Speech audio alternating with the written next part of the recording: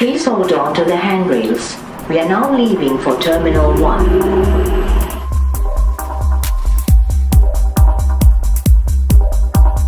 Hello everybody, this is Surzy or MrSuремrnot, and today, instead of Em or Dad for sure, I think I'll read a good book. You read a good book for me?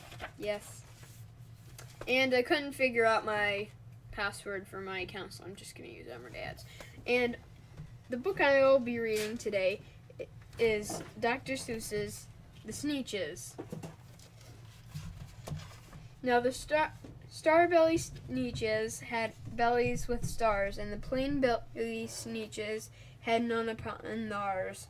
Though the stars weren't so big, they really were so small. You wouldn't think such a thing would matter at all. But because they had stars, all the star-belly Sneetches would brag, "We're the best kind of Sneetch on the beaches." With their snoots in the air, they would sniff and they'd snort. "We'll have nothing to do with the plain-belly sort." And whenever they met when they were walking, they'd hike right past them without even talking. When the star-belly children went out to play ball, could a plain belly get in the game? No, not at all. You could only play if your bellies had stars, and the plain-bellied children had none upon theirs. Can't read today. When the star-belly Sneetches had Frankfurter roasts or picnics or parties or marshmallow toasts, they never invited the plain-belly Sneetches. They left them out in the cold, in the dark of the beaches. They kept them away, never let them come near. And that's how they treated them year after year. Then one day, it seems, while the plain-belly Sneetches were moping and doping along on the beaches, just sitting there wishing upon their bellies had stars, a stranger zipped up in the strangest of cars. Okay, that's weird. That close up though. "My friends," he announced, in his voice clear and keen, "my name is Sylvester McMonkey McBain, and I've heard of your troubles. I've heard you're unhappy, but I can fix that. I'm the fix-it-up chappie."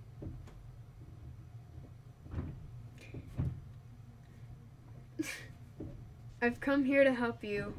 I have what you need, and my prices are low, and I work at a great speed, and my work is 100% guaranteed." Guaranteed. 100%. See how they did that? I did. Instead of percent, they said percent like money. Okay, anyways. Then, quickly, Sylvester McBain put together a very peculiar machine. He said, "You want stars on a star... You want stars like star-belly Sneetch? My friends, you can have them for $3 each. Just pay me your money and hop right aboard." So they clambered inside, and the big machine roared, and it clonked, and it bonked, and it jerked, and it burked, and bopped them about. But the thing really worked. When the plain-belly Sneetches popped out, they had stars. They actually did. They had stars upon theirs.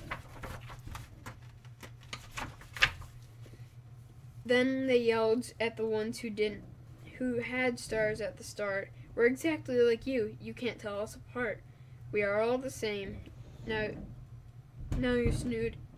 you snooty old smarties. And now we can go to your Frankfurter parties." "Good grief," groaned the ones who had stars at first.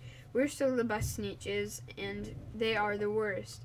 But how in the world will we know?" They all frowned. "If which kind is what, or the other way around." I like how Em or Dad It's just moving the mouse along, and I'm just reading my book, and all of a sudden I'll just stop and look at it. And then he's just like moved it to the weirdest pose. Okay, anyways, up came McBean with a very sly wink, and he said, "Things are not quite as bad as you think. So you don't know who's who. That's perfectly true. But come with me, friends. Do you know what I'll do? I'll make you again the best Sneetches on the beaches, and it will all cost you $10 eaches." Man, perfect Beaches. grammar. Beaches. Has to run with beaches. Yeah. Belly stars are no longer in style, McBean said. What you need is a trip through my star-off machine. This wondrous contraption will take off your stars, so you won't look like Sneetches who have them on theirs. And that handy machine, working precisely, removed all the stars from their tummies quite nicely. Then with their snoots in the air, they paraded about. They opened their beaks and let out a shout. We know who is who, and there isn't a doubt. We are the best kind of Sneetches, our Sneetches without. Then, of course, those with stars got all frightfully mad. To be wearing a star was now frightfully bad. Then, of course, old Sylvester McBean invited them into his star-off machine. Then, of course, from then on, you could probably guess things got into a horrible mess.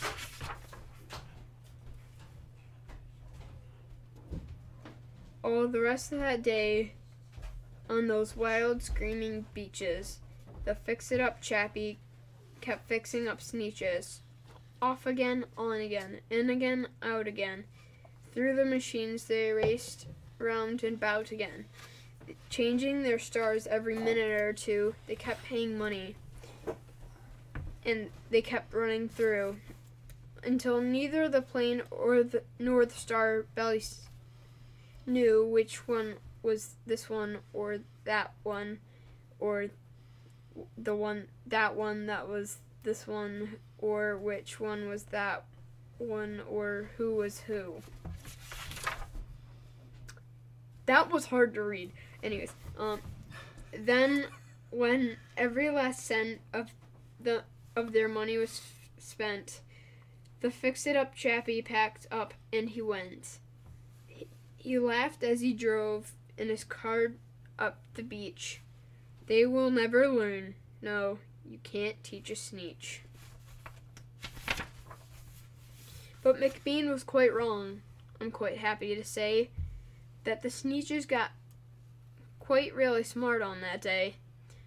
The day they decided that Sneetches are Sneetches and no kind of Sneetch is the best on the beaches. That day, all the Sneetches forgot about stars, whether they had one or not, upon theirs. Yay! That has been a good book with Surzy or MrSurzy. I hope you all enjoyed, and maybe next time I'll start on a series of books. Maybe. Man, I need to bring them home from school. Anyways, this is it, and like, comment, subscribe, tell us what you think, tell us what you want to see, and that's about it. Bye.